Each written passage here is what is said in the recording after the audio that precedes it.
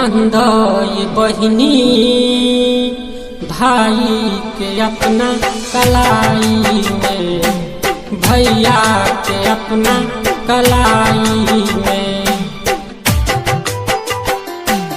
राखी तू बांधो ये बहिनी भाई के अपना कलाई में, भैया के अपना कलाई में।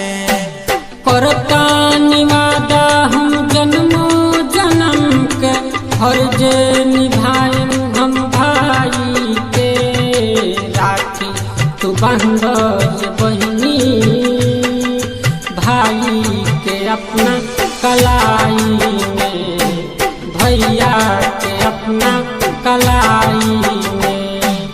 राखी तू बांधो ये बहिनी भाई के अपना कलाई में, भैया के अपना कलाई में। करता निवादा हम जन्मो जन्म के, फर्ज निभाएं हम भाई के। राखी तू बांधो ये बहिनी भाई के अपना कलाई में, भैया के अपना कलाई में। संदीप बाबू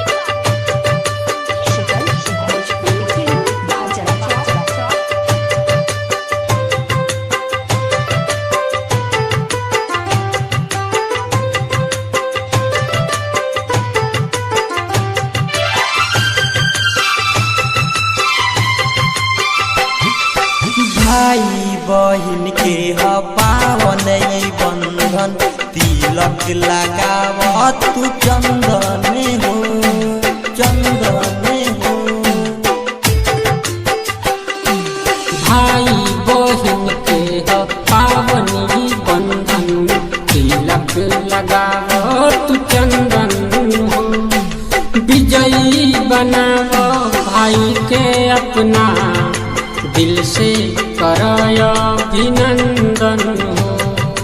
भर दा जहाँ भर के शक्ति, भाई के अपना कलाई में, भैया के अपना कलाई में। राखी तू बांधो ये बहिनी भाई के अपना कलाई में, भैया के अपना कलाई में। संदीप बाबू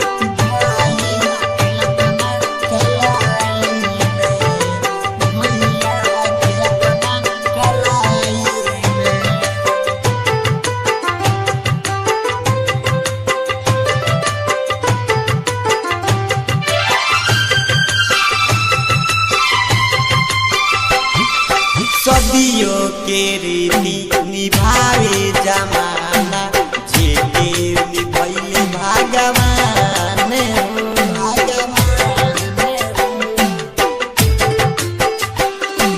सदियों के रीति निभावे जमाना, जेके निभैले भगवान। द्रौपदी नटखट कन्हैया के, राखी बनैलक महान। कृष्णा ओम प्रकाशो के, संदीप के तू कलाई में, भैया के अपना कलाई में। राखी तू बांधो ये बहिनी भाई के अपना कलाई में, भैया के अपना कलाई।